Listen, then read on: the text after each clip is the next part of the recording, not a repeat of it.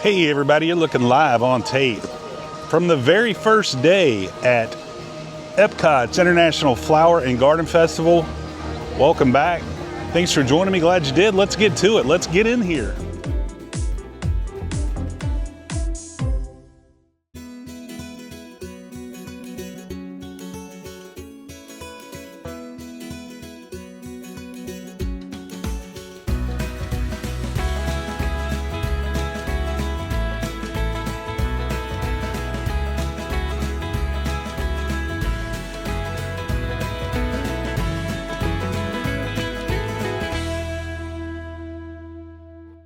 So we had a horrible parking place and I was expecting the worst, but as you see, the crowds really aren't bad, but we were parked all the way to the back.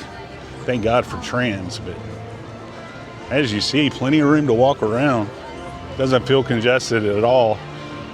We'll probably get a better sense once we get back into the International Gateway section. The other piece that I love about this festival are the gardens. How awesome is that?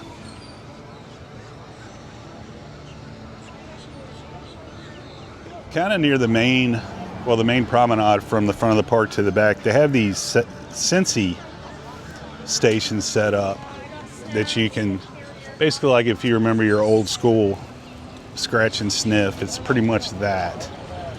But it's called the Blossoms of Fragrance. Highly recommend. What a gorgeous day. So they had this last year, but it's been upgraded. You've got Maui, Moana, Hey Hey. Yeah. They've actually got sand in it now. That looks awesome. How cool is that? Part of this festival are all the outdoor kitchens set up. And much like all the other festivals, they do have a snack trail that if you complete, you get a completer treat. It's called Garden Graze this year. Haven't picked one up yet. I can't even tell you what's on that. I know I don't have it in me today. I might do it eventually. But just everywhere you look, every single bed is just bursting with colors and smells. It's just, Michelle thinks this might be her favorite festival, and I got to tell you, I'm pretty blown away with what I've seen so far. So what's normally Canada is called Northern Bloom. They have seared scallops, beef tenderloin tips, and a maple whiskey cake. That sounds heavy. Definitely picked up in the International Showcase. Raffy's back. If you know, you know.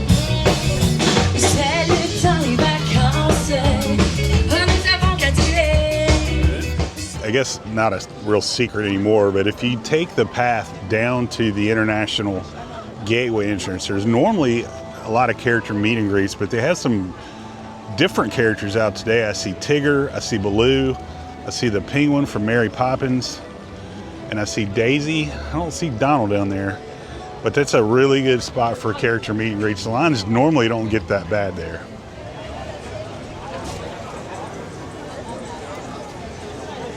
Kind of interesting. This is normally Brazil International Food Festival. They have Jamaican jerk chicken, ceviche, and some flan. La Isla Fresca.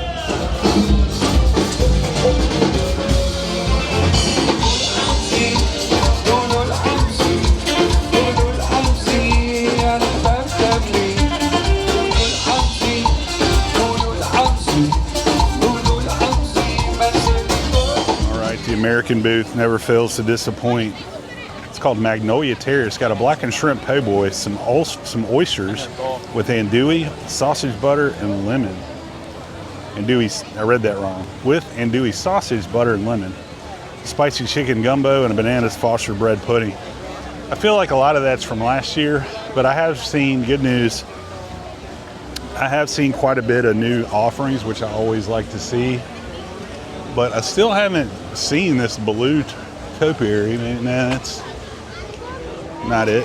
We'll find it, hopefully. My least favorite booth is Primavera Kitchen, aka Italy. They have a pasta salad, arancini, which is like a fried rice ball for $7.75, and a raspberry cheesecake. They look like they've come down a little bit on price, but the quality is never good, and I think it's overpriced for what you get. Michelle graciously reminded me I have had that arancini before, which if you're not familiar, it's fried rice balls, and somehow they managed to give it to me cold.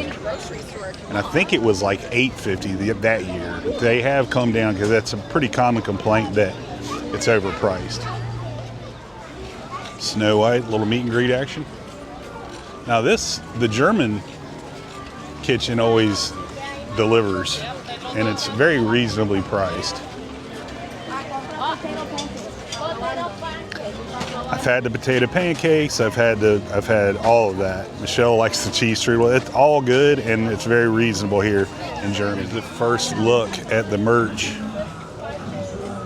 We'll do a comprehensive merch search here at Creations. But Orange Bird Heavy. That's from, I think this is from last year. This is from 2 years ago. So really similar. Orange Bird. But honestly, we've kind of discovered if you just kind of wait it out, all this stuff ends up either A, at the Character Warehouse, or B, Cast Connection for heavily reduced. But that's the t-shirt. I bought the pass holder version of this maybe last year. It's nicely stitched. That's going to go for $37. I did not pay that for mine. But here's your Spirit jersey for this year. Wow, that's a busy back.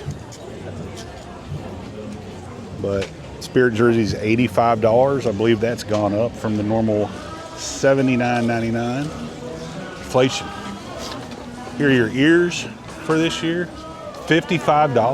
$45. Even then, $45 ears there. I'm gonna leave you for next time. So this cart in Norway has been redone, and it looks fantastic. Looks official now. This is the one spot that I know of, correct me if I'm wrong in the comments, in EPCOT, where you can get Voss water and not Aquafina. $5 for Voss water. I think that's cheaper than Smart Water, isn't it? Yeah, Michelle got a bottle of Smart Water. It was $6, so you can actually get Voss for $1 cheaper. I believe it's the 20-ounce bottle. Still a good deal. Also now, Michelle noticed, you can get the school bread there in the booth. Previously, you could just get popcorn. So I know school bread is very popular. So instead of going to fight that, you can just walk in and grab it at the booth. So great job, Disney. Coming a close second place for most overpriced, overrated booth. I'm going to go with this guy. I'm not even going to try that. Con carne, corn tortillas tossed with salsa, $8.50 for that. They have a taco calamari for $9 and another flan. So again, that's, to me, $9 for a few bites is a little overpriced. This trowel and trellis is always pretty decent. They've got a sticky pork ribs. Thank God that we're out of the Beyond era of the festivals. They went through like a real big Beyond Meat era, and that stuff is just nasty. What you seeing, babe? Yeah. That was the worst thing I've ever tasted at any Disney park, was the Impossible Short Rib. It was so bad. As you might imagine, very busy in the Creation shop.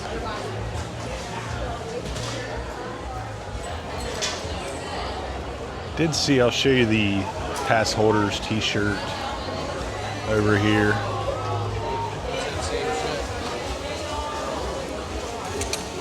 That's the back. It is stitched, and Spike the Bee is stitched, and the logo is stitched. There's the front, and that is going to go $37 for the pass holder shirt. Do get your pass holders discount, of course.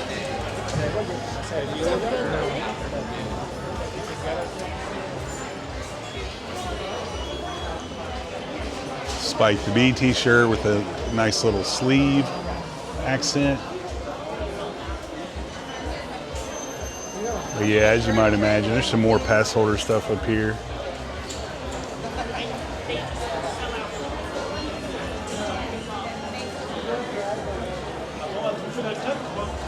See some V-neck. Of course, your salt pepper shakers. I gotta say, I'm kind of down on the salt and pepper shaker game. I kind of quit doing that because I don't really.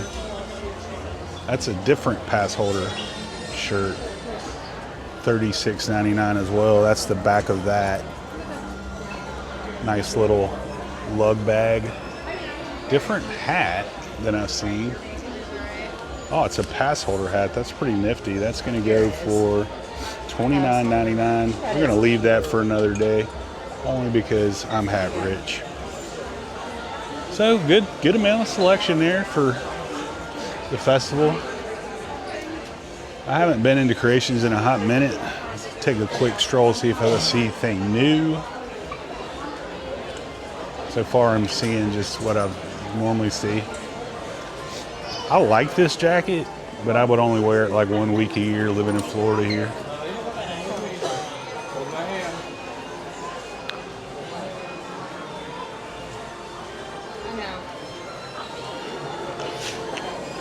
Don't really see anything new. That's new. This hat is new. But again, hat rich, don't need it.